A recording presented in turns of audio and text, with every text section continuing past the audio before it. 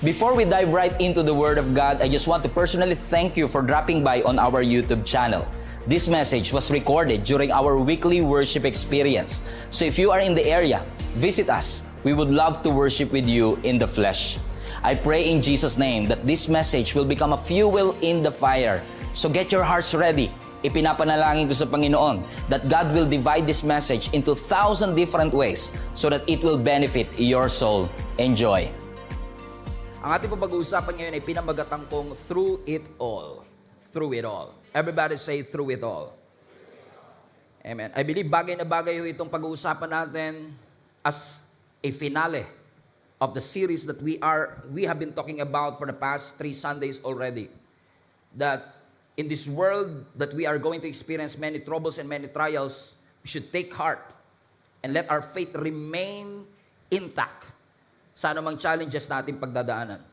Kung nandito ko kayo last Sunday, paulit-ulit koong ini-reiterate sa bawat isa sa atin na yung pananampalataya natin, hindi po siya event. It is a lifestyle. Hindi po siya isang beses lang nangyari, nagkaroon ka ng pananampalataya sa Panginoon, then after that, wala na kagad. No, faith is a lifestyle. Araw-araw, anuman ang sitwasyon ng iyong buhay, maybe you are navigating a very difficult situation or you are enjoying the miracles of God in your life. All of us needs faith. Faith na hindi lang makasurvive sa mga valley ng ating buhay, kundi faith how to navigate the peaks, the celebration, the miracles, and the breakthroughs that we have been receiving. Ano man ang season na meron ka ngayon, nagpe-pray ng miracle o naka-receive ng miracle, lahat tayo kailangan natin ng pananampalataya. We need faith in moments of strengths and weaknesses. We need faith in moments of wisdom and ignorance. We need faith in highs and lows. And in this series, mga kapatid, we keep on talking about the preparation that God wants to develop in our hearts sa pagsuong natin sa mga matindi o mas matitindi pang mga challenges na ating pinagdadaanan. And in case, for the past 2 Sundays, you've been thinking to yourself, my life is okay naman, wala namang nangyayaring mabibigat na problema, just wait. Sa totoo lang, hindi mo na kailangang hanapin ang problema. Problema na mismo hahanap sa'yo. At kung wala ka mga yung pagsubok na pinagdadaanan, mag-antay ka lang. Susugurin ka niyan. Sabay-sabay pa. Kuyog ta. Amen? Magugulat to kayo sapagkat yan ang realidad ng buhay. Hindi mo na kailangan magpa-appointment sa problema. Bigla na lang pumapasok ang problema sa opisina ng iyong buhay na sa mga panahong hindi mo ina-expect. Kaya nga, napakahalaga pong manatili tayong tapat sa Panginoon. Ano man ang ating pagdaanan, gaano man kabigat ang pagsubok na iyong mapagdaanan sa future, even when you are in a hurtful, painful, or stressful situations of your life, you need to have this preconceived decision. Ano man ang mangyari, mananatili ako sa pananampalataya. Mawawalan ako ng trabaho, pero hindi mawawala ang pananampalataya ko. Mawawalan ako ng mahal sa buhay, pero ang pananampalataya ko mananatili. Mawawala ako ng proyekto, ng promotion, ng financial resources, pero hindi mawawala ang aking pananampalataya sa Panginoon. Hindi ko alam kung katulad ko kayo. Ayokong maging tapat lang ako sa isang season ng aking buhay. Ayokong tapat lang ako sa isang taon ng aking buhay. I want to be consistent in honoring the Lord. Amen? In the faithfulness of my heart. Gusto kong maging consistent ako na anumang sitwasyon, anuman ang aking edad, anuman ang aking harapin, magiging tapat ako sa Panginoon habang buhay. Naalala ko si Prophet Micah, sa Micah chapter 7 verse 8, ang sabi niya, do not gloat over me, my enemies. For though I fall, I will rise again. And though I sit in darkness, the Lord will be my light.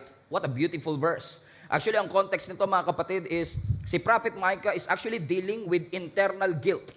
Nakakaramdam siya ng guilt because of the, again, imperfection of the nation of Israel. He is carrying that weight. Na parang paulit-ulit na lang itong nation of Israel, ang tigas-tigas ng ulo namin, na parang pakiramdam niya, itong si Satan ay pinagtatawanan sila sa kanilang imperfection. Na sila ay parang punong-puno ng shame. Kailangan mahiya kayo sa Panginoon dahil sa mga bagay na ginawa ninyo. Kaya sabi ni Prophet Micah, huwag kang matatawa ngayon, Satanas. Huwag mo kung pagtatawa, huwag kang magyayabang sa akin, Satanas, because even when I fall, sabi ni Prophet Micah, I will rise again. That even though I'm in the darkest situation of my life, I believe that the Lord will be my light. What a wonderful mindset. Ang ganda ng ganung mindset, no? Na hindi niya sinabi ni Prophet Micah that when I fall, I will quit. That when I fall, I will give up. That when I fall, I will throw in the towel. No, sabi ni Prophet Micah, when I fall, there is a guarantee I will rise again. That even though I'm in a darkest situation, alam kong ang Diyos ang aking kaliwanagan. Yun yung mindset na crucial. crucial na mindset ng bawat isang Kristiyano na kahit na tayo bumagsak, alam natin babangon tayo. Na kahit tayo dumaan sa pagsubok, alam natin makakalagpas tayo. Even if it stings, even if it hurts, alam natin mga kapatid na meron tayong decision, meron tayong kaisipan, Lord, alam ko hindi mo kami pababayaan. After all, the manner of our thinking will determine the manner of our living. The way you think will determine the way you live. So it's very important na tama yung mindset natin. Na alam natin babagsak tayo, alam natin tayo ay limited, alam natin nagkukulang tayo, pero alam din natin ang Diyos hindi rin nagkukulang sa atin. We want to remain in the Lord. How many among you wants to remain faithful? Hanggang sa muling pagbabalik ni Jesus Christ, tapat tayo sa Kanya. Hindi sa nagyayabang tayo, yun yung dinidesire ng puso natin. Sino ba naman ang ayaw na mag-remain sa Panginoon? Sino ba namang ayaw na manatiling faithful sa ating Panginoon? Yung klase ng faithfulness that remains standing, come hell and high waters. Ano man ang bagyong dumaan? Even when my backs are against the wall, I will remain faithful. Hindi ko ipagkakaila ang ating Panginoon.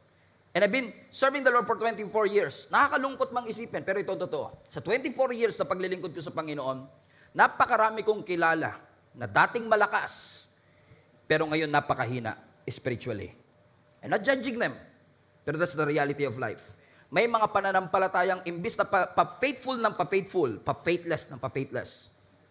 Imbis na yung faith ay painit ng painit, yung faith natin ng iba ay palamig ng palamig. Na especially right now in the social media generation, most of the people, they want to be famous, they want to be known, they want to be noticed. Kaya kung ano na lang ginagawa natin minsan para lang mapansin tayo ng social media. But I want you to be reminded today, you are not called to be famous.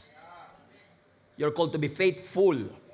Ang pagtawag ng Diyos sa atin, maging tapat tayo sa Kanya. Ano man ang sitwasyon. Na kung tayo man, amen, ay makakaranas ng alon, tangayin man tayo ng pagsubok, babalik tayo sa Kanya. Amen. Meron tayong sandigan at kaligtasang babalik-balikan. Naalala ko, a few weeks ago, kami ni Jenny habang nasa Cebu kami, siguro gusto lang namin mag-trip. Gusto lang namin magpahinga ng konti. So sabi ko kay Jenny, magdagat nga tayo. Nagdagat kami. Tapos, habang nagre-research ako dun sa pinuntahan namin sa Mualbual, sa may Cebu, sabi ko, meron pala ritong mga free diving kung saan makakasisid ka sa ilalim ng tubig, tapos may encounter may mga sardinas, hindi nasa lata. Ito, malayang mga sardinas to. No? Mga sardinas na malalaya, yung mga ganyan, at makakita ka ng mga pahawikan. Sabi ko kay Jenny, kahit walang basa-basa kung ano yon, sabi ko lang, try natin to. Kaya pala tahimik siya, alam niya na pala kakainat na namin. So ako naman, may kinausap akong tour guide, sabi ko, mag-try tayo, free diving, maaga kami pumunta. Naalala ko, pagdating doon yung pala, hindi ako aware na yung pinuntahan pala namin is actually a free diving session. Alam niyo, free diving, para kang mag-scuba diving pero wala kang oxygen.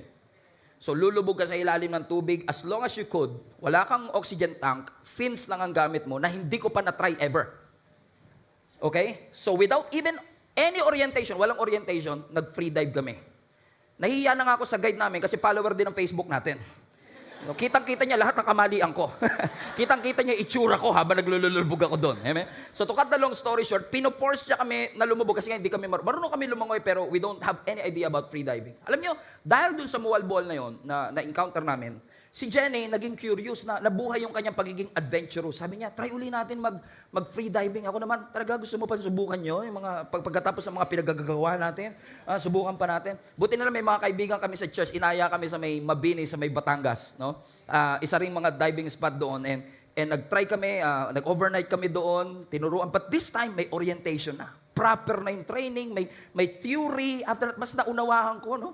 Yung concept nito na in order for you na makasisid ng mas matagal, you have to relax and everything. So, na-enjoy namin. No? Pero one thing that I want, parang hindi kayo naniniwala. So, nagdala akong picture, okay? Nagdala ako ng picture ng free diving namin, okay? So, yung nasa left na ito yung nasa Mualbual kami sa may Cebu. Yun yung mga sardinas sa malalaya, okay? Tapos, ito naman si Jenny, ako naman to, nasa Mabini, nasa Mabini, Batangas naman kami at this point. So, magkaiba to kasi ito walang orientation, pero ito may orientation. Mas knowledgeable kami. Pero ang common denominator between the two is actually, bukod sa coach, actually, is that pareho ito, kahit na malalim ang aming sinisisid, meron tinatawag na buoy. Kung saan yung buoy, pakita mo nga anak, yung buoy is parang floater siya, para siyang salbabida sa ibabaw, amen, na merong mahabang tali hanggang dun sa ilalim, Next picture please. Na actually yung unang exercise namin doon sa Mabini, Batangas is, kailangan namin abutin yung pinakababa. Kasi yung pinakababa ng tali, nakakabit siya at nakabowl siya doon sa bato, para yung buwi o yung palutang ay hindi mawawala. Ibig sabihin, kahit gaano kalakas ang alon, mananatili siya doon. And I still remember yung instruction ng aming guide, doon man sa Cebu at dito sa Mabini, ang lagi nilang sinasabi, pag ahon ninyo, kailangan kayong bumalik sa buwi. Now I started to understand this kasi, especially nung nasa Mabini kami with proper training, kasama pa namin yung ibang mga kaibigan namin na nandito sa church, habang kami nagda-dive, totoo naman pala nakaka-relax talaga. No? Kasi tayo, di ba, pagka lumulubog ka sa ilalim ng tubig, ang iniisip mo kagad, paano ko aahon? Kasi meron tayong urge to breathe. Parang habang nasa ilalim ka ng tubig, this is not a comfortable place for you. So parang as early as possible, gusto mong umangat kagad sa ibabaw ng tubig para huminga. Pero alam niyo, lagi nilang tinuturo kasi nung unang lubog namin, 20 seconds lang yata, ahon na kagad kami. Kasi pag lubog mo sa tubig, di ba, iisipin mo kagad, kung gaano ko kabilis bumaba, malamang ganun din katagal yung pag-angat ko. So nagre-reserba ka ngayon ng oxygen para sa pag-angat. Na sinasabi naman ng mga guide, wag ho kayong magpapanik. Kasi bago ka naman mamatay, hihimatayin ka muna. So, okay lang yun. Magpa-pass out ka muna. And then parang sinasabi niya lang, in essence, ang sinasabi lang ng guide sa amin is, hindi kasi tinuro sa amin sa Cebu yun eh. No? Ang sinasabi lang sa amin, kailangan mo lang mag-relax. Alam mo, nung tinuruan kami nung guide namin na mag-relax, ganun pala talaga, no? Nung una, 20 seconds na ako, pero habang tumatagal, umaabot na ng 1 minute, 1.5 minute, siguro pinakamatagal ko. Sa palagay ko lang pakiwari ko parang halos mga 1.5 minutes din, almost 2 minutes. Na habang nasa ilalim ka ng tubig, kung gaano kaganda yung tanawin sa ibabaw, ganun kaganda yung tanawin sa ilalim. As I remember, habang ako'y sumisisid, ang lakas ng alon, hindi ko napapansin na nagpo-flow ako dun sa lakas ng alon, sumisisid ako sa ilalim ng dagat, na nakalimutan ko na huminga. Sa sobrang relax mo, nakalimutan mo na yung urge to breathe. Tapos nung naalala ko, teka, hihinga nga pala ako. Sabi kong ganon. So sabi ko, aangat na ako kasi malayo-layo pa yan. Nung aangat na ako, nakakita ko na starfish. Sabi ko, mamaya na. Dito muna tayo ulit. So sobrang relax mo. Parang nakalimutan mo na lahat. Nakalimutan mo na may babalikan kang buwi. Na pag-angat ko, ang layo-layo na pala namin doon sa buwi. Ang problema, ang instruction sa amin ng coach, pag-ahon ninyo, bago ka magsalita, bago mo ikwento lahat ng experience mo, kailangan mong bumalik doon sa buwi. Pero since yung alon, pag ganito, yung pagbalik ko, kung gano'ng kadali akong nakalayo, gano'ng kahirap akong bumalik. So hirap na hirap akong makabalik hanggang makabalik kami sa buwi. Bakit? Kasi yung buwi na ito, mga kapatid, will serve as your guide. It will serve as your reference point. Meron itong constant position na kapag ikaw ay napagod, balik ka sa buwi. Pag naubusan ka ng hininga, balik ka sa buwi. Pag pinupulikat ka, balik ka sa buwi. Pag malakas ang alon, balik ka dito sa buwi. Pag malakas ang current, balik ka dito. Because this is a marked position. This is a safe place. This is where you find safety. Dito makikita nila na anuman ang iyong naranasan, this is where you go back. And how true it is sa atin, mga kapatid, na sometimes napakadali nating lumayo dun sa safe place. Pero minsan, pag gusto mo nang bumalik, napakahirap bumalik. Na kung gaano ka kabilis lumayo, napakahirap nating bumalik sa safe place. Amen? Because, why? Because we feel like, pag gusto na natin bumalik, parang the wind is against us. Parang kinukontra tayo ng kaaway na makabalik sa presensya ng Panginoon. Sino sa inyo nakakaranas ng ganito, mga kapatid? Gustong-gusto mong bumalik sa paglilingkod, pero nahihirapan ka. Gustong-gusto mong bumalik sa pagpapakalalim sa Panginoon, pero is it as if, kung gaano ka katagal, o gaano ka kabilis na napalayo sa Diyos, ganun din kahirap na mapalapit sa Kanya. Habang naisip ko ito, mga kapatid, naalala ko yung topic na pinag-aralan natin last Sunday, kung saan si Jesus, pinerform niya yung one of the greatest miracle of all time, in which pinakain ni Jesus yung 15,000 people gamit lamang ang 5 tinapay at 2 isda. A conservative counting about 12,000 people. Alam natin yung story sa John chapter 6, mga kapatid, kung saan si Jesus Christ, nag-preach siya mula umaga hanggang gabi. Sa sobrang tagal ng pagtuturo ng ating Panginoong Yesus, nagutom na yung mga tao. Kaya, ang sabi ng Scripture, nung maggagabi na, ang sabi ng mga disciples, Lord, gumagabi na po. Kailangan na po nating tapusin yung service, mag-benediction ka na po. Kailangan na po na because ang mga taong ito hindi pa kumakain mula kaninang umaga. Ang sabi ng mga disciples, sabi ni Philip, kung ibibigay ko yung 1 taong sweldo ko para pakainin lahat ng taong to, kulang pa rin. So ang best solution ni Philip, pauwiin na lang yung mga tao. Pero sabi ni Jesus, huwag nyo silang pauwiin. You feed them. Kayo magpakain sa kanila. At kung ikaw, logistics team ka ni Jesus Christ, at sinabihan ka, bilang disciple, pakainin nyo sila. Paano mo papakainin yung 12,000 people in the desert? Walang Pure Gold, walang Chowking, walang Jollibee. How would you do that? So ginawa siguro nila, naghanap sila sa mga tao, nagtingin-tingin sila ng mga tao kung may mga baon sila. At syempre, kung gutom ka na, hindi mo na i-share yung baon mo, tinatago mo na siguro. Amen? Kasi alam mong hindi rin sapat para sa'yo. Until nakita nila isang bata na may lunchbox, na may laman na 5 tinapay at 2 isda. Sabi ng scripture, ibinigay ng bata yung 5 tinapay at 2 isda. Posible. That was implied. Pero hindi ko lang alam kung paano nangyari yon. Siguro kinausap siya ni Peter. Sa inyo, boy, nabalitaan ko, meron ko daw dyan 5 tinapay at 2 isda. Pakilabas na. Ayoko. Hindi, kailangan ni Lord dyan. Naka na. Mapunta ka sa impyerno. Halika na. Naka na. Biro lang. Hindi ganun nangyari, ha? To cut the long story short, kinuha, amen, ibinigay ng bata yung kanyang 5 loaves and 2 fishes. Itinaas ni Jesus Christ yung 5 tinapay at 2 isda. Sabi ng scripture, minultiply niya yung tinapay. Lahat sila kumain. Busog na busog sila. May natira pang 12 basket. Pagkatapos nun, tumawid sila ng dagat, nagbangka sila, hindi sumama si Jesus Christ, umakyat si Jesus ng bundok, pero yung disciple tumuloy. Nung nasa gitna na sila ngayon ng Sea of Galilee, naka-encounter sila ng matinding bagyo. They tried to call on to the Lord, and then all of a sudden, Jesus appeared out of nowhere, naglalakad sa ibabaw ng tubig. And after that, si Jesus Christ sumakay sa bangka nila, nagpatuloy sila sa journey, nakarating sila ng Capernaum sa may Bethesda. Ano sabi ng scripture, pagdating nila doon, yung mga tao na nandun sa kabilang isla, sinundan sila Jesus Christ doon. 12,000 people. Sinundan silang lahat doon. At dahil umaga na, nagutom na naman sila. So humingi na naman sila ng tinapay kay Jesus Christ. Ang sabi ni Jesus Christ sa kanila, ang gusto nyo lang naman yung tinapay, ayaw nyo yung milagrong kaya ko ibigay. In essence, sinasabi ni Jesus, you want my miracle but you don't want my presence. And tinignan natin last Sunday, mga kapatid, na napakahalaga na yung pananampalataya natin consistent. Sa panahon ng blessing at panahon ng pangangailangan, nananampalataya tayong pareho sa Panginoon. But what about what happened in between? What about what happened in that sea? And I've been wrestling for days, specifically on one verse that I want to show to you. But for us to understand the context, let us read the entire story. In Mark chapter 6, verse 45. Ang sabi ng scripture, immediately, everybody say immediately. Immediately what? Ano nangyari ba't immediately? Immediately after Jesus fed the 15,000 people. So pagkatapos si Jesus pakainin yung 15,000 people, sabi niya sa mga disciples, tumawid na kayo ng kabilang isla, ako na bahala mag-disperse sa mga tao.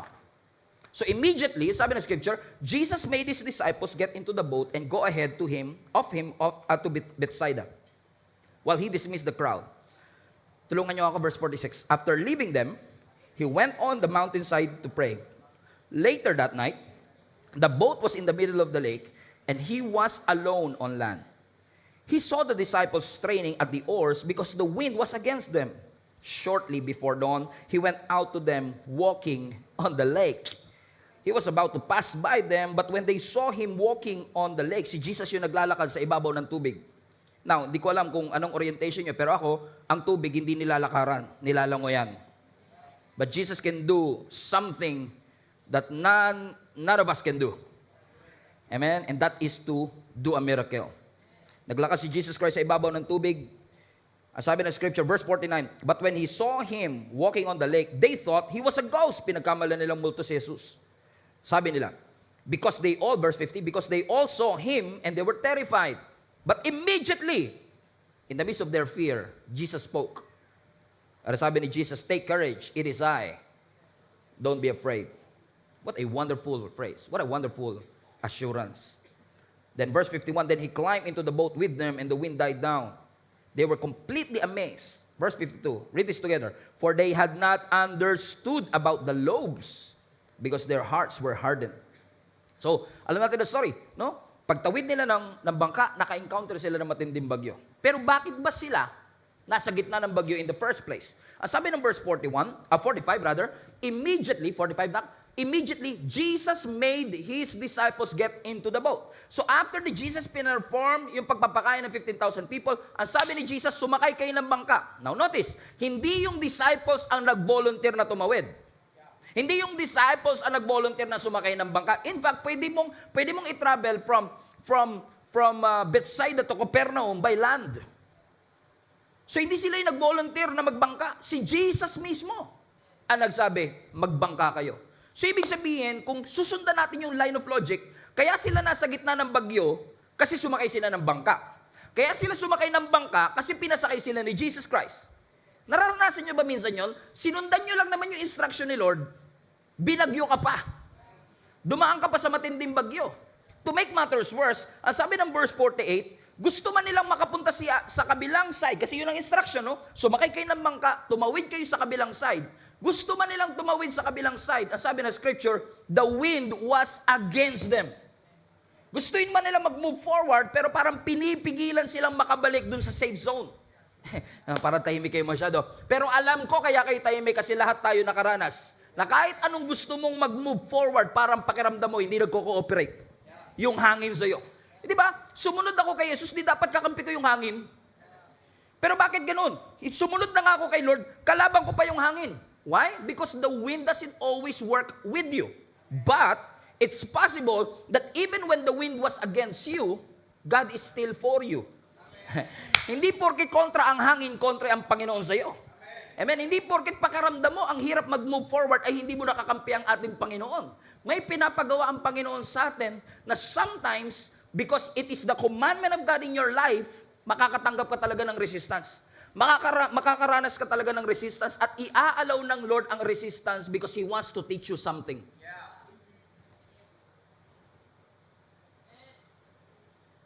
Amen?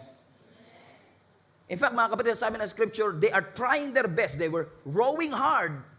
Sabi ng scripture, nakita nila si Jesus na naglalakad sa ibabaw ng tubig. Alam niyo kung anong oras na yon? About 3 o'clock in the morning. Nung nakita nila si Jesus na naglalakad sa ibabaw ng tubig, and Jesus rescued them. Listen to me. Watch this. Fasten your seatbelt. Let's go back to the story again para mas maunawaan niyo. Pinakain ni Jesus yung 15,000 people. Nag-preach siya buong araw. So it's about 6 o'clock in the evening nung natapos yung service. Right? Ano sabi ng scripture, nung natapos ng 6 p.m., sumakay sila ng bangka. So from 6 p.m. to 3 a.m., they are trying to make it to the other side. For about 8 to 9 hours, my friends and family, sinusubukan nilang mag-move forward pero hindi sila makamove forward because the wind was against them. Ibig sabihin, for 8 hours of physical torture and exhaustion, sinikap nila makatawid pero hindi sila makatawid. Alam natin ang story, nakatawid sila eventually, pero it took them 9 hours or more para makatawid. Pero napansin niyo ba mga kapatid, kahit mabagal silang nakarating pa rin sila. Alam niyo kung bakit? Yung hangin, hindi niya binago yung destination nila. Pinabagal lang sila. Pero hindi na bago yung kanilang destination. Just because you're slow, it doesn't mean you're failing. Hindi porket mabagal ang usad mo, ibig sabihin labas ka na kagad sa will ng ating Panginoon. In fact, kapag mas mabagal ang usad mo because of spiritual resistance, minsan yun ay indikasyon na nasa kalooban ka ng ating Panginoon. So minsan nasusumusuko kagad tayo kasi parang ginawa naman natin ang lahat. Nagsagwan tayo lahat, parang ang bagal ng progress ko. 33 years old na ako, wala pa nanliligaw sa akin. 5 years na ako dito sa 4th year, hindi pa rin ako gumagraduate. 5 taon na ako sa opisina, hindi pa rin ako napopromote. Baka wala ako sa kalooban ng Panginoon. Hindi. Madalas nasa kalooban ka ng Panginoon. Meron lang spiritual resistance kaya hindi ka makamove forward. But just because you're slow doesn't mean you're failing. Hindi porket mabagal ka, ibig sabihin, walang in fact, inaalaw ng Diyos minsan na bumagal ka talaga. Kasi hindi rin okay yung masyadong mabilis. Amen? Why, mga kapatid? It's important na minsan inaalaw ng Lord na mabagal nating marating yung achievement. Mabagal nating marating yung promotion because He's developing something in you. Alam mo kung bakit? Ask me why. Kasi mas concerned ang Lord sa karakter mo kesa sa comfort mo. Mas concerned ang Lord sa karakter mo kesa sa happiness mo. Kung ang pagkakakilala mo sa Diyos, si Lord ay laging gusto niya lang mapasaya ka ng mapasaya, public service announcement. Hindi clown si Lord. Kung gusto mo maging masaya, kailangan mo clown. Pero dahil ang iyong pinaglilingkuran ay Diyos na buhay, the creator of the universe, who is outside time and space, na nakikita niya ang future natin, minsan iaalaw niya na mapabagal ka para ma-develop ang iyong character to prepare you for the next season of your life. But just because you are slow doesn't mean you are failing. Amen? Kasi ganito yan, ano? Based sa experience ko. Kung gagamitin ka kasi talaga ng Panginoon, hindi ka niya ipopromote hanggat di ka handa. So kung bago ka niya ipromote, ititrain ka niya. Idadaan ka niya sa equipping. Idadaan ka niya sa mga trials ng buhay. Parang yung espada, bago magawa yung espada, minamartilyo yan. Hinahammer yan. Dinadaan yan sa init para magkaroon ng hugis. And sometimes, nagagalit tayo sa Panginoon kasi pakiramdam natin para tayong minamartilyo lagi. Sunod-sunod ang mga pagsubok. Sunod-sunod ang mga pagbayo ng mga bagyo. Parang pakiramdam natin, Lord, ano bang gusto mo mangyari sa akin? Bakit parang padurog na ako ng padurog? Parang ba't mo inaalaw na ako'y martilyohin ng mga pagsubok sa aking buhay? Pero kung ikaw ay minamartilyo ng mga pagsubok sa iyong buhay, hindi ka winawasak ng Diyos. He's not destroying you. He is shaping you. He's preparing you for the next season of your life. After all, ang goal natin, hindi lang basta, pansinin niyo, no? Pag may mga punishing sa ating buhay, may mga hammering sa ating buhay, lagi natin, Lord, stop. Ayoko na po. Pagod na po ako, durog na po ang puso ko. Come on. Lahat kayo ganyan. Ako din ganun eh. Lord, pwede ba ihinto mo na to? Pero hindi hinto ng Panginoon, mas lalakas pa. Alam mo bakit sinasabi ng Lord, ang goal hindi escape. Ang goal, victory. Ang problema, sinusolusyonan. Ang resistance, pinagtatagumpayan. So, kailangan mo tiisin hanggang mapagtagumpayan mo lahat ng resistance. Kaya nagugulat ka, lahat na in-applyan mo, walang tumatanggap. You feel like you're not relevant anymore. You feel like you don't fit in anymore. Parang patuloy na hammering and hammering. Bakit? Sinasabi ng Panginoon, ang goal, hindi takasan ng pagsubok. Ang goal, magtagumpay tayo sa ating buhay. So even when you struggle, God is looking at us. Alam ng Diyos ang struggle natin. Huwag mo isipin na nakalimutan ka ng Panginoon porket lang nakakaranas ka ng pagmamartilyo ng buhay. Alam ng Diyos ang ating sitwasyon. Tingnan nyo nangyari sa mga disciples. Ang sabi ng verse 48, sabi ng scripture, they were rowing hard. Ibig sabihin, pag namin yung rowing hard, yung sagwan nila talaga patindi na ng patindi. Kasi parang one step forward, two step backward eh. And they've been rowing for 9 hours already. Eh, napaka-iksila ng Sea of Galilee. Kapag tinignan nyo pa sa mapa, mula dun sa Bethsaida papuntang Capernaum, napaka-iksilang yan. Amen? Pero bakit inabot sila ng 9 hours? And they were rowing hard. Bakit? Because the wind was against them. Amen? There's something is strange about this verse. Hindi naka-highlight. May napansin ba kayo? Something is strange about this verse. Look at this.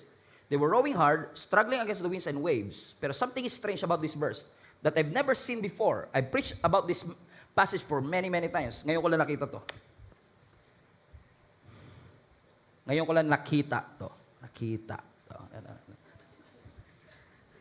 Ngayon ko lang nakita to.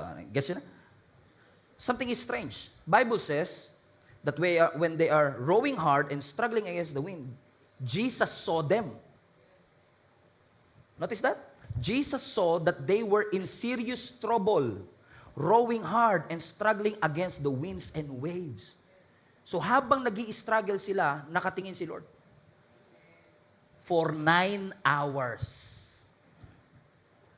So I made a little research, how is that possible? Because after all, kapag may bagyo, ang visibility malabo. So for Jesus to saw them, amen, is probably a miracle in and of itself. But this is exactly what happened. Okay? Let's backtrack tayo. Pinakain ni Jesus yung 15,000 people, pinauna niya yung mga disciples sa bangka kasi siya yung nag-disperse ng crowd. Umakyat siya ng bundok to pray.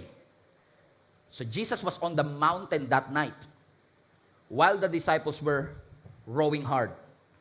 So probably, Jesus was on the mountain at nakikita niya yung kanyang mga disciples na nag-i-struggle at nagsasagwan ng matindi. Sabi ng translation na to, they were in serious trouble. Now think about this. Habang yung mga disciples ay nag-i-struggle, nakikita sila ni Jesus. In the middle of the night, in the middle of the ocean, it is windy. And Jesus saw them struggling. So the question is, kung nakikita sila ng Lord na nag-i-struggle, bakit hindi niya hininto yung hangin at yung bagyo? Why? Because based on history, based on the miracles of Jesus Christ, He is able to speak to the storm. He speak to the wind. Sabihin niya lang sa wind na shalom, humihinto yung wind. Yung mga disciples nga nagtataka pa, sabi nila, sino ba to? Ba't parang pati hangin sinusunod nitong Jesus na to pag nagsalita? Because when God speak, it becomes a law. Walang nagagawa. Kaya tumatahimik. So, Kung gano'n ang sitwasyon, bakit nung si Jesus nasa ibabaw ng bundok at nakikita niya yung mga disciples na nahihirapan, hindi niya sinabing, Shalom! Para natapos ng paghihirap ng mga tao. Why would Jesus endure looking at them struggling for 9 hours? You probably know the answer already. Because Jesus is teaching them something. Hindi porket nahihirapan tayo, tatanggalin lagi ng Lord yung mga bagay na nagpapahirap sa atin. Lalo kung yung mga bagay na nakakapagpahirap sa atin ngayon is actually the very thing that will make us strong. Amen? So now I understand kung bakit tinitignan lang sila ni Jesus for 9. Pero sometimes, di ba, parang in your interpretation, parang pakiramdam natin, parang napaka-cruel naman ng Diyos. Nakita niya na nahihirapan yung mga disciple, nakikita niya nang umiiyak.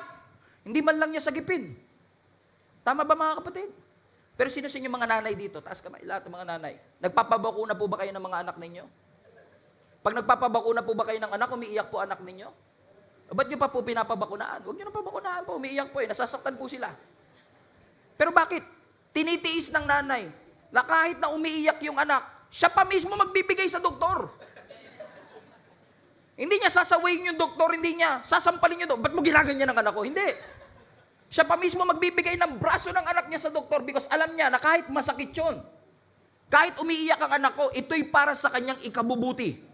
Ang tunay na mature na Kristiyano, alam niya na yung today's struggle is for your tomorrow's growth. Alam mo na yung struggle na dinadaanan natin ay para sa future natin, para sa tomorrow natin. Na tayo ay mapalakas ng ating Panginoon. What if tinuturuan sila ng Lord hindi lang ng determination, kundi resilience, dependence sa ating Panginoon? What if kaya inaalaw ng Diyos na mahirapan sila para maging immune sila? Alam mo, minsan yung pamangkin ko, minsan pagka naglalaro sa madumi yun, lagi ko sinasabi sa kapatid ko, no? Sa nanay niya na, uy, ano yun mo naman, ang dumi-dumi. Sasabihin niya, okay lang yan, para ma-immune siya sa dumi. Alam mo, kailangan din talaga minsan eh. Bakit? Kasi magiging weak. Alam niyo, napansin ko, maraming mga Christians nowadays hindi immune sa struggle. Kasi masyado tayo excited, puro pangako, puro blessings, puro miracle. Hindi po masama yan. Yung nga lang minsan, we are producing weak Christians.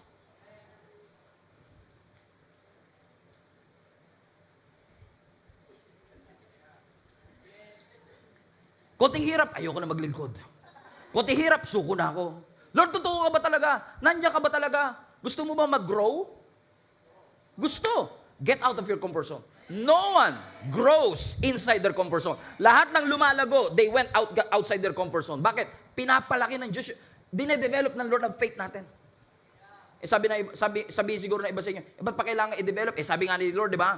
Kahit pananampalatayang maliit lang, katulad ng mustard seed, it can command the mountains to move from here to there. Ba't kailangan ko pampalakihin? Kasi minsan nakala natin ang faith, laging size of faith lang. Kaya hindi sinasagot panalangin mo, maliit pananampalataya mo. Lakihan mo kasi. Kaya minsan tuloy sa Christian community, lagi, pataasan ng faith, palakihan ng faith. Nakalimutan natin, ang tunay na realidad ng buhay, hindi palakihan ng faith, patatagan ng faith. Kasi kahit na malaking pananampalataya mo, kung weak yan, butasin lang ni Satan yung balloon. You will be deflated. Mawawalan eh. Kaya sinasabi ng Panginoon sa atin mga kapatid, yung resistance, kailangan mo yan para lumago ka. Kailangan mo talagang, the winds will be against you. Pero hindi porket may resistance, nakalabas ka sa kalooban ng Diyos. They are literally inside the will of God and still felt that resistance. In fact, yung resistance, confirmation nga minsan ng Lord dyan. Pag nahihirapan ka, confirmation yan that you're on the right track. Tamang hirap ng amen? Ha! Ha! Tignan niyo si Jesus Christ. When Jesus was baptized in the Jordan River, Matthew chapter 3, lahat ng matatagal ng Christian, you probably know the story. Sabi ng scripture, lumapit si Jesus Christ kay John the Baptist. Sabi ng Bible, binaptize ni John the Baptist si Jesus Christ. Look at this. Pag-ahon ni Jesus Christ sa tubig, sabi ng scripture, the heavens were opened. And the Holy Spirit descended like a dove. Bumaba ang Holy Spirit na parang kalapate. And then, the Father spoke. Look at this. The Father, the Son, and the Holy Spirit in one location. What an important event. Sabi ng Bible, nung bumukas ang langit, nagsalita ang Ama, sabi niya, "This is my beloved Son, in whom I am well pleased. Listen to Him." Now, this is a public declaration. Everybody in Jordan River heard it. Nagsalita ang langit. Nakatutok ang spotlight kay Jesus Christ. "This is my beloved Son, in whom I'm well pleased." That very same day, kahit wala pang ginagawang miracle si Jesus Christ, in-affirm yung kanyang identity. This is my beloved Son. Kaya yung pagiging beloved Son natin is not dependent on your performance. It is dependent on who you are. Hallelujah. So to cut the long story short, sabi ng God the Father, "This is my beloved Son, in whom I am well pleased." Matthew chapter 3. Then Matthew chapter 4, next chapter, the Bible says that the Holy Spirit led Jesus. Notice, the Holy Spirit led Jesus from Jordan River to the wilderness. Sino nagdala? Holy Spirit. Ang nagdala kay Jesus sa wilderness to be tempted. Bakit? Kasi pagkatapos ng affirmation, testing. Hallelujah. Kaya napansin nyo ba nung nag-start tayo ng series, pinag-usapan natin struggle? Yung nakalipas na 2 linggo nyo, puro struggle? Come on now. Bakit? Pagkatapos nyo marinig yung salita, kinabukasan struggle. I'm just talking to one of our volunteers. Ba't ganun, Pastor? Ang healthy-healthy ng tatay ko. Nung nag-series lang tayo, Let Nothing Move You, na ospital 2 weeks. Alam niyo kung bakit? Kasi kapag nakatanggap ka ng salita sa Panginoon, iti-testing ng Lord yan. Kaya sabi ng iba, wag ka na nga mag-topic na mga ganyan, Pastor. Natitesting kami. Amen, tingnan nyo, no? In-affirm ng Ama yung identity ni Jesus Christ pagkatapos wilderness kagad. Ano nangyari? Pagdating nila sa wilderness, ang sabi ng Bible, nagpakita ang demonyo sa pamamagitan ng ahas.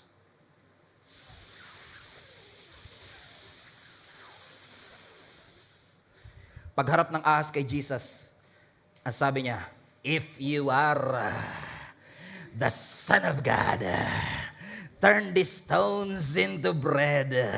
Kung may pagkakapareho man, hindi sinasadya, practice lang.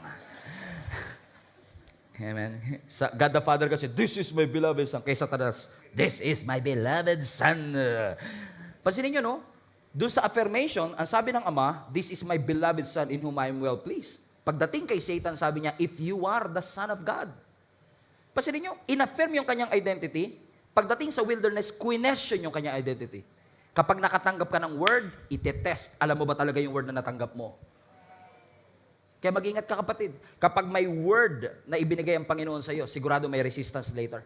Kapag may calling ka, may resistance. Pag may assignment ka, may resistance. Pag bagong anoint ka, may resistance. Kaya mag-ingat ka, kapatid. Talagang matindi pagdadaanan mo. Kaya pag nananalangin kayo, ingat din kayo. "Lord, haba-habaan niyo po patience ko." Okay. Sabi ng Lord, "Bigyan ng maraming problema yan." Lord, sabi ko, paano hahaba patience mo kung lagi ka masaya? Hahaba lang ang patience mo kapag yung kapitbahay mo 2 days na straight nagbibidyoke. So papadala ka niya ng kapitbahay na tahimik. Amen? To test your faith. May tinetesting ang Panginoon sa atin. So when God says, "You are my beloved Son, in whom I am well pleased." Kapag sinabi ng Lord, "I am your refuge and your strength." Kapag sinabi ng Panginoon, "I will never leave you," do you really believe what God said to your heart? Naniniwala ka ba talaga? Because many of us, we say we trust the Lord, but actually we don't trust Him. Kasi kung talagang nagtitiwala tayo sa sinabi ng Panginoon, we will not make happen what God already spoken. Hindi mo tutulungan ng Diyos para matupad yung sinabi niya sa'yo. Halimbawa, sabi ng Lord, makakapag-asawa ka. Pakiramdam mo, mahihina yung mga nanliligaw sa iyo.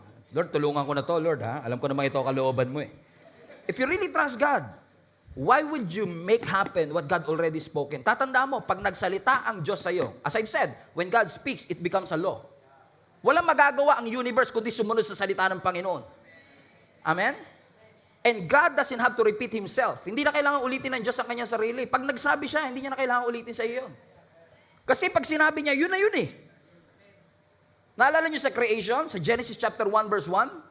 The Bible says that the earth was without form and without shape, and darkness filled the earth. And then God said, "Let there be light." Sabi ko, let there be light. Wala pong fuse, walang battery. Hindi, let there be light. No. God doesn't have to repeat Himself. Kahit walang fuse, kahit walang battery, nagkaroon ng ilaw. Why? The universe has to submit to His word. So God doesn't have to repeat Himself. Kapag nagsabi siya sa iyo, nangako ang Panginoon sa iyo, hindi niya na kailangang ulitin pa yun. Huwag lang tayo magmadali minsan at magduda sa Panginoon dahil hindi natin nakikita ano na ba mangyayari bukas. Ano na ba kakainat na ng mga bagay na ito? Hindi, mga kapatid. Minsan talaga sinasadya ng Diyos na hindi ipakita sa iyo yung journey. Kasi matatakot ka eh. Kasi yung pag pinakita ng Diyos sa iyo ang pagdadaanan mo, hindi ka na magsasabi ng yes sa una pa lang. Sa mga hindi po nakakaalam, pastor na po ako ng simbahang ito. Napakabait na simbahang ito. Sa loob ng 11 taon. Noong 2013, nung sinabihan ako at nangusap ang Panginoon sa akin na magpapastor ako ng simbahan, hindi niya sinabi sa akin yung lahat ng tindi ng hindi niya naman sinabi sa akin, madidepress pala ako. Hindi niya naman sinabi sa akin, iiwan ako ng mga kaibigan ko. Hindi niya naman sinabing gagawan ako ng kwento ng mga taong may masamang intention sa iyo. Kasi kung sinabi ng Lord yun noong una pa lang, Lord, full disclosure bago ako sumunod. Kailangan ko ng black and white, Lord. Sino-sino yung mga taong to kasama ko ngayon pero iiwan ako. Sabihin nyo na kagad, Lord, pero hindi sasabihin ng Panginoon. Kasi ang sabi ng Panginoon, kung talaga nagtitiwala ka, you don't have to know everything. You just have to follow. Because it's not our job to know how will this work. It is our job to believe that it will work. Kapag kasama natin ang ating Panginoon. Amen? Nga lang talaga yung 11 years, hindi talaga madali. Lalo pag hinuhugisan ka ni Lord. Amen? Dati kasi mahihayin ako eh. Ngayon medyo na lang. Hindi pa naman tayo walang hiya. Unti-unti, dinedevelop ng Lord. Pero napansin ko lang talaga, pag hinuhugisan ka ni Lord, ramdam mo talaga eh. Di ba sabi ng Bible, He is our potter and we are the clay? Nakapunta na ba kayo sa Vigan, Ilocos Sur? May mga totoo mga potter doon eh. Yung hinuhugisan talaga nila yung mga yung mga palayo. Imagine mo kung ikaw yung clay. Inuhugisan ka ni Lord. Ang hirap na ha? At bawat hugis, bawat testing, ramdam na ramdam mo talaga. Sino sa inyo mga kapatid, aminado kayo, pag hinugisan kayo ni Lord, ramdam mo talaga pag si Lord kumilos sa iyong buhay. Amen? Bakit? Gusto ng Lord ma-develop ang humility sa atin. Na kailangan mo magpaturo, magpagamit, kailangan mo sumunod sa Diyos. And I don't know who is this for. Alam mo, na-realize ko, kahit gaano ka kayabang, huwag ito may isa katabi nyo, mayabang pinag-uusapan. Oh, yabang daw. Okay. Alam mo, na-realize ko, kahit gaano ka kayabang, yung mga, walang Diyos, di ako naniniwala dyan, hindi totoo yan. Yung talagang, kaya ko to on my own, hindi ko kailangan ng Diyos na susuma. Kaya ko to, pagsisikap ko lang to, galingan ko lang, sipagan ko lang. Alam mo, kahit gaano tayo kayabang, time will come, darating ang pagkakataon na hihigupin ng Diyos every ounce of arrogance in your heart. Darating yon. Hindi ko lang alam kung kailan. Pero I've seen this happen. Kahit gano'n sila ka-confidence sa sarili nila, during the life and death situation, tatawag ka sa Diyos. At lahat ng kayabangan and self-pride natin sa ating puso, tatanggalin lahat ng ating Panginoon yun at idadaan kanya sa brokenness para turuan tayo maging humble. Tingnan niyo ang brokenness, tinuturuan ka maging humble, tinuturuan ka malapit sa Panginoon. Naalala mo nung maraming-marami ka? Nung saganan-sagana ka? Di ba? Minsan wala sa eksena si Lord, no? Pero pag kailangan mo, half of your day, Lord. Tinuturuan ka ng brokenness eh. Yung hindi mo nagagawa kapag maraming-marami ka. Magagawa mo pag broken ka. Magagawa mo kapag matututo ka magtiwala sa Diyos. Amen? Dati hindi mo inaalala ang bukas, marami naman akong pera eh. Ngayon, hindi pa nagagabi. Lord, paano na ba ito bukas? O di ba nagtitiwala ka sa come on now. Amen? Bakit?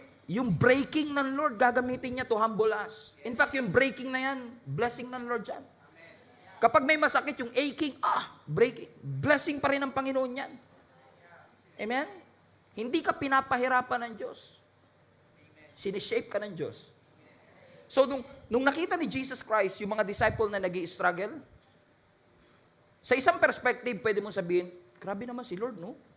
Hirap na yung mga disciples, pinagmasdan lang. Or, kapag dumaan ako sa pagsubok, confident na ako ngayon. Kasi alam kong nakatingin ng Diyos. Di ba? This is one way to put it. Either you will believe na ang Diyos walang pakialam sa'yo, o mas confident ka ngayong humarap sa mga pagsubok knowing na ang Diyos nakamatsyag sa'yo. Na habang hirap na hirap kang maglakad, katulad ng bata na tinuturuan maglakad, alam mo na yung nanay mo nakabantay lang. Amen? God is in control but He will not control you. He will lead you.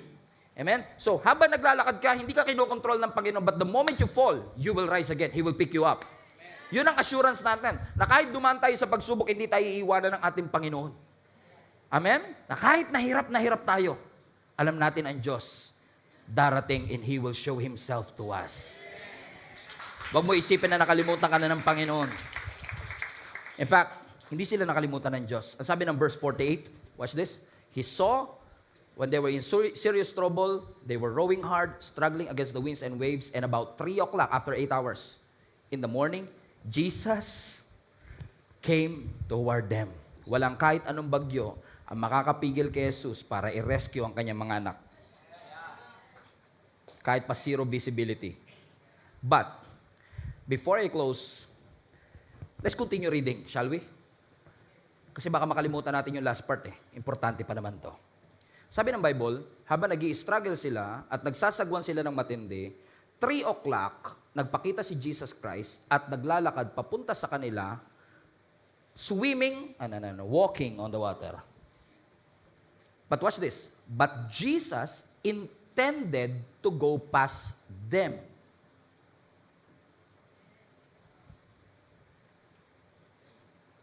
Jesus intended to go past them. Tagalog, parang gusto ng Lord na lagpasan sila.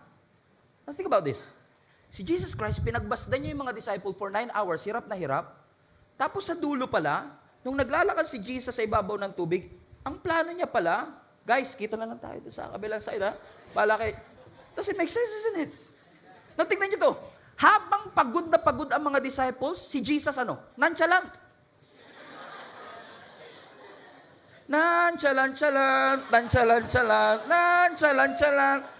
I mean, habang yung mga disciples, pagod na pagod kakasagwan, then si Jesus, nonchalant. Hindi siguro kayo nagtitiktok kaya.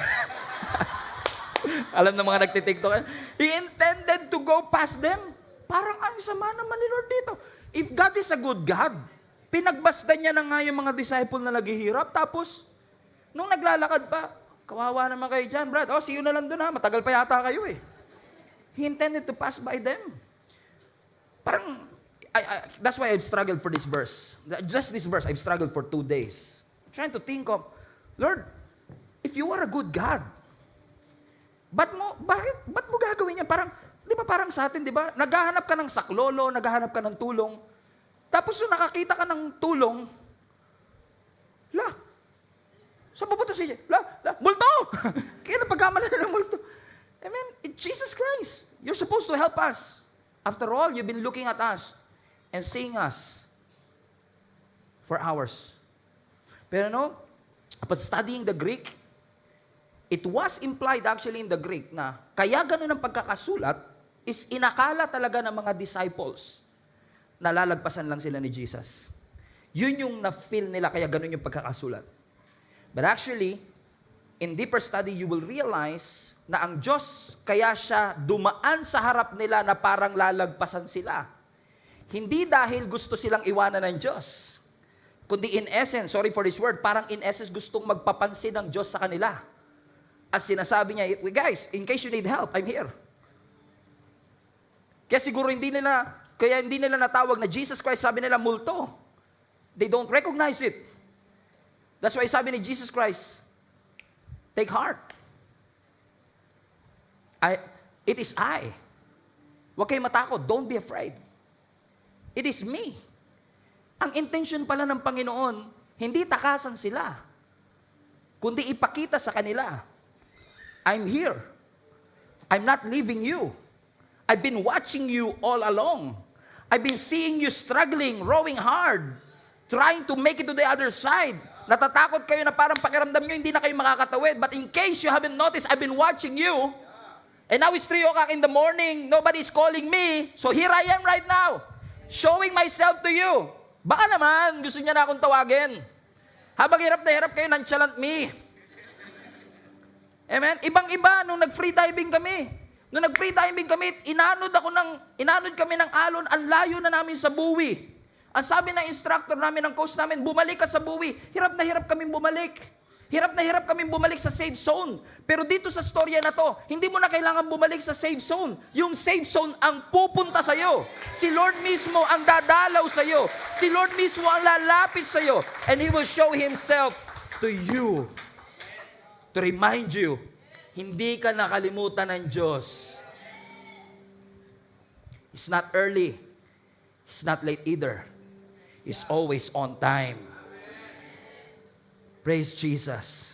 The Bible says, nung tinawag nila ang ating Panginoon, verse 15, sabi ng Scripture, sabi ni Jesus Christ, take courage. It is I, the eye of the storm, Jesus Christ. Don't be afraid. Now listen, look at the verse, Mark 6:50. You see it?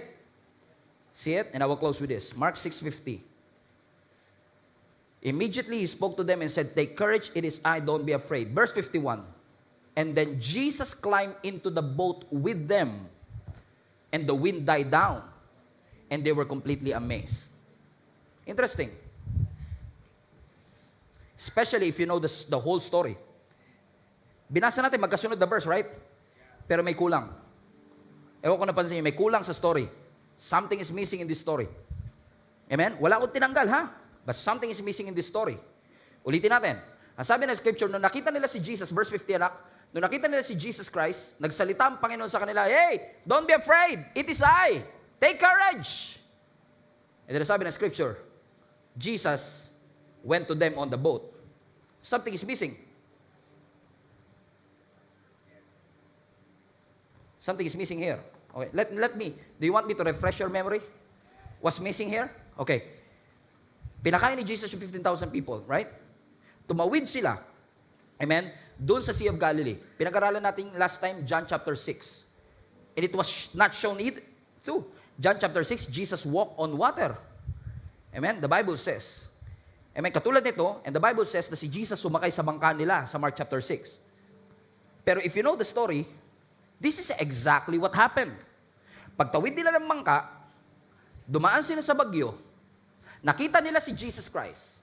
Sabi nila multo. Ang sabi ni Jesus, take courage. It is I. Don't be afraid. This is what's supposed to happen muna. Peter answered. That's supposed to happen.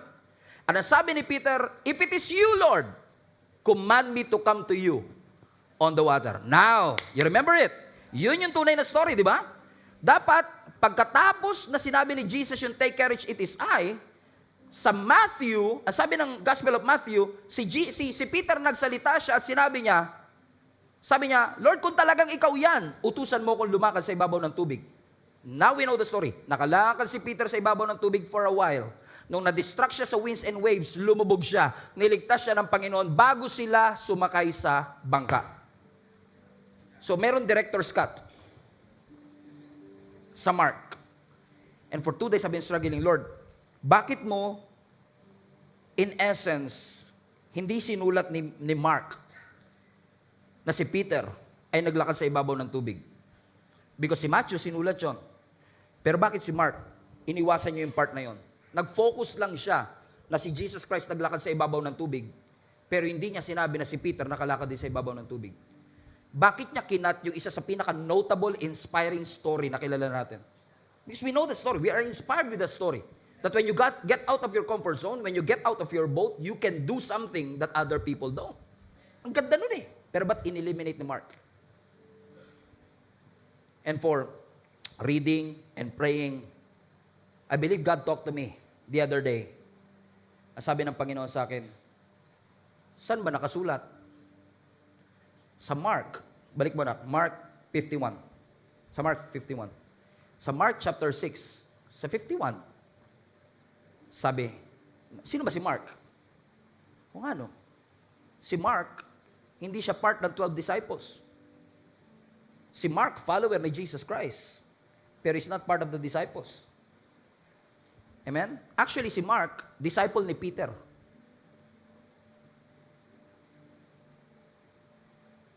Parang di kayo naniniwala. Totoo yun. Amen? Si Mark, hindi siya kasama. Si Mark, hindi siya disciple, evangelist siya eh. Siya isa sa mga evangelist kasama ni Barnabas, si Apostle Paul, nung nagpipreach sila sa early church. So si Mark, isa na disciple. Disciple siya ni Peter. Siya ang sumusunod lagi kay Peter. Siya ang nagsulat na, supposedly, it was Peter who wrote the book of Mark. Pero since meron siyang disciple na si Mark, it is Mark who wrote the script, the Gospel of Mark. Sabi ko, Lord, so ano ibig sabihin? Habang nagsusulat si Mark, sabi niya, kasi syempre, si Peter, boss niya yan eh. Diba? Disciple siya ni Peter. Master niya to eh. Diba? Ito yung kanyang master, siya ang student. Siguro susulat niya, nakita nila si Jesus Christ. Sinabi nila, multo. Sabi ni Jesus, take courage, it is I. Don't be afraid. Pero yung master ko na si Peter, biglang sumagot, kung talagang ikaw yan, gusto ko rin makalakad sa ibabaw. Ang ganda nito. Pagandahin pa natin po. Ara sabi ni Jesus, lika, pumunta ka rito. At si Peter ay nakalakad sa loob ng mahigit 5 minuto at 3 segundo.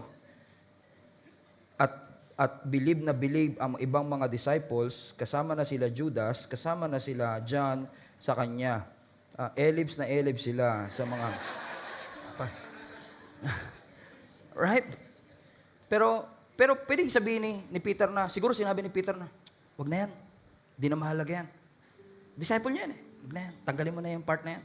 Ang importante si Jesus Christ. Yun lumakas sa ibabaw ng tubig. However, walang influence si Peter sa pagsusulat ng Book of Mark.